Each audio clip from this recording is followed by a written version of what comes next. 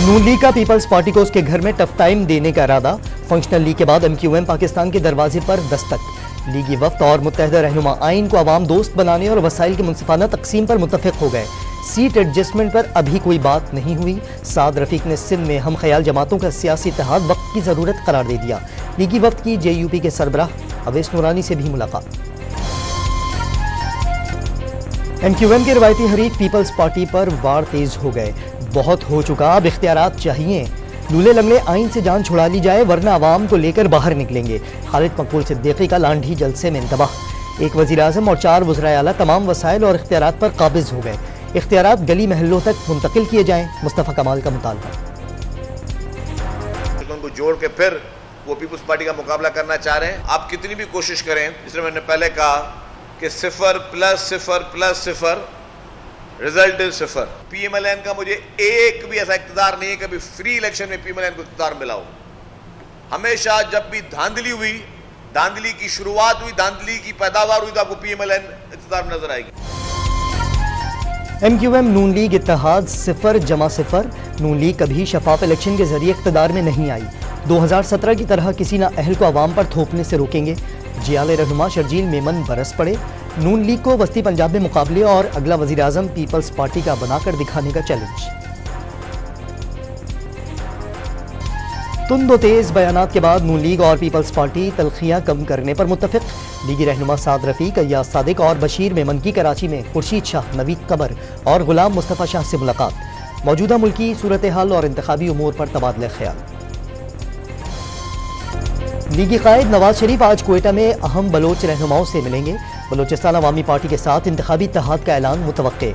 साबिक वज़ीर आला बलोचिस्तान जाम कमाल ने नून लीग में शमूलियत की हामी भर ली। कई शख्सियात नून लीग में शमूलियत का ऐलान करेंगी।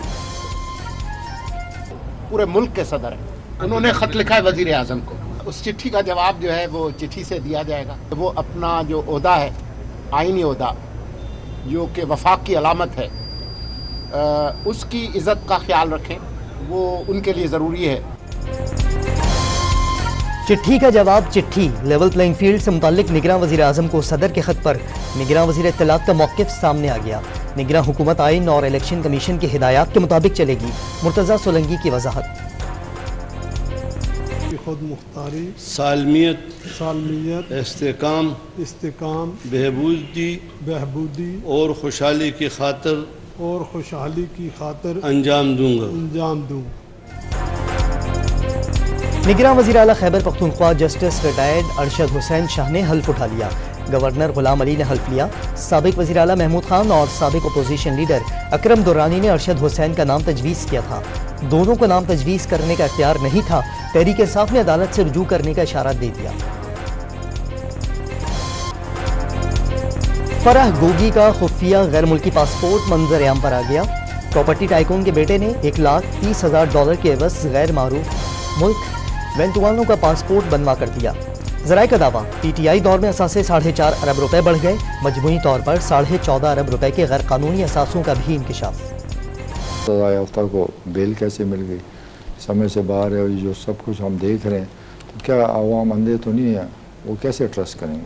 क्योंकि लीडर को एज ए लीडर बन के आना चाहिए था और डरना नहीं चाहिए था। चाहे जेल होता जो होता, जेल के बाद बेल हो जाती है तो मसला कोई नहीं था।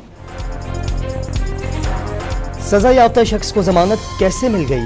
लीडर को डरना नहीं चाहिए था, जेल जाना चाहिए था। परवेज खटक की नवाज शरीफ पर कड़ी तनकीद। आसिफ जरदारी जेल से निकले और सीधा ऐवान सदर पहुंच गए। मुल्क में बड़े बड़े तमाशे हुए। बर्फबारी के मौसम में इलेक्शन हो रहे हैं, लोग वोट कैसे दे सकेंगे? डॉन न्यूज को इंटरव्यू में सवाल। गाजा पर मुसलसल 37वें रोज भी इसराइली हमले। सहयूनी ने अल-शिफा और अल-कुद्स अस्पतालों पर शेलिंग कर दी। बिजली और ऑक्सीजन पहले ही मुनक़ता। ICU और अमराज़ क़ल्ब के वार्ड्स तबाह। शुमाली गाजा में वाहिद फ़ाल अस्पताल अल-अहली के ब्लड बैंक में खून का ज़ख़ीरा ख़त्म। सहयूनी फ़ौज मरीजों और ज़ख्मियों को ज़बरदस्ती अस्पतालों से बेदखल करके मरने के लिए सड़कों पर छोड़ने लगी। शुहदा की तादाद 11,100 हो गई।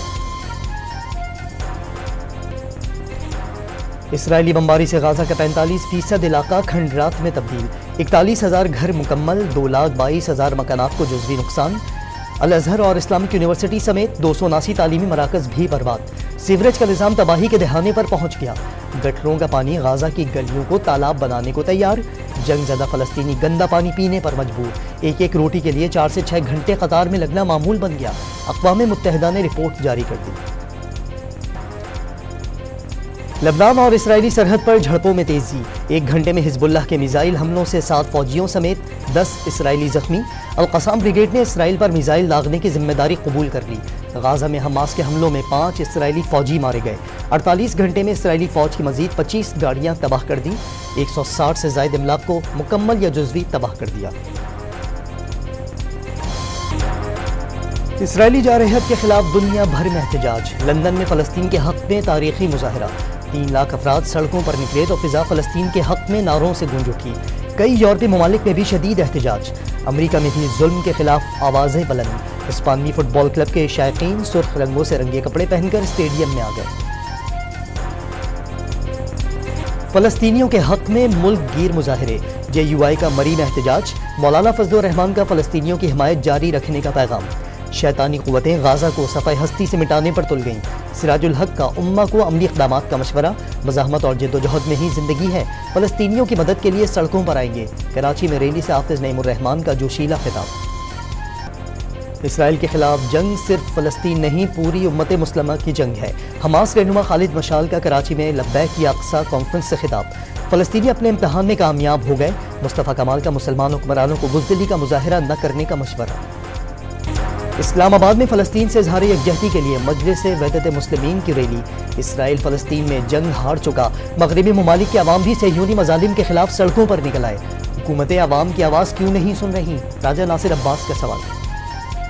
قرض کی اگلی قسط کے لیے پاکستان اور IMF کے مذاکرات آج شروع ہوں گے، ڈو مور کے مطالبات آنے کا امکان، بیرونی فائنینسنگ ضروریات، ٹیکس محصولات اور ایکسچینج ریٹ کے نکات اٹھائے جائیں گے، پاکستانی حکام جائزہ مذاکرات کی کامیابی کے لیے پرامید۔ توہین الیکشن کمیشن کیس میں چیئرمین PTI پر آج فرد جرم عائد ہونے کا امکان، اسد عمر اور فواد چودھری کے خلاف کیس کی سماعت بھی آج ہوگی۔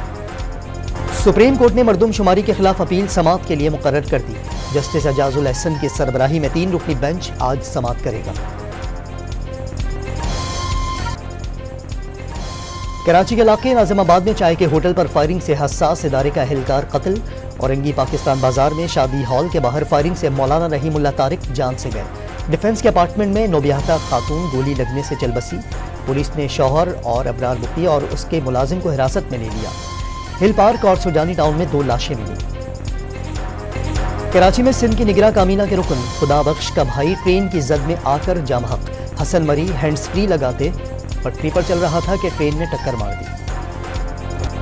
غیر قانونی تارکین وطن کے خلاف ٹیک ڈاؤن کا 12واں روز، کراچی میں ہولڈنگ کیمپ سے مزید 105 غیر قانونی تارکین وطن واپس بھیج دیے گئے، افغان تارکین وطن کو 2 بسوں کے ذریعے چمن بارڈر روانہ کیا گیا۔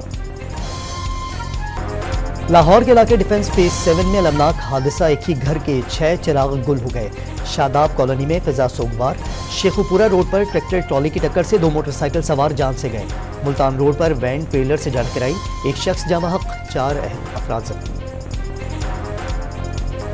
ورلڈ کپ میں سفر تمام ہونے کے بعد واپسی کا سفر، قومی ٹیم کے کپتان بابر اعظم سمیت 11 کھلاڑی کولکتہ سے دبئی روانہ ہو گئے، کھلاڑی مختلف پروازوں سے آبائی شہروں میں پہنچیں گے، حسن علی بھارت میں اپنے سسرالیوں کے پاس رک گئے۔ جگمگ کرتے دیے رنگوں سے سجی رنگولی، دیوالی پر ہندو کمیونٹی کی ملک بھر میں خوشیاں، کراچی کے سوامی نارائن مندر کا کمپاؤنڈ روشنیوں میں نہا گیا، حیدرآباد، بدین، تھرپارکر، بہاول نگر، رحیم یار خان اور لاہور کے مندروں میں بھی پوجا پاٹ، آتش بازی کا بھی شاندار مظاہرہ۔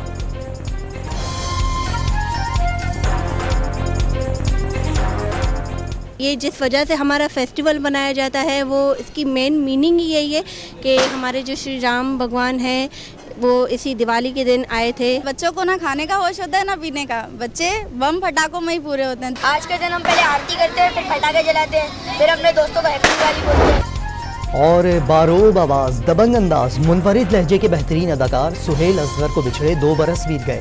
PTV کے ڈرامے پیاس، چاند گرہن، لاگ اور کاجل میں سہیل اصغر کے کردار آج بھی ذہنوں پر نقش۔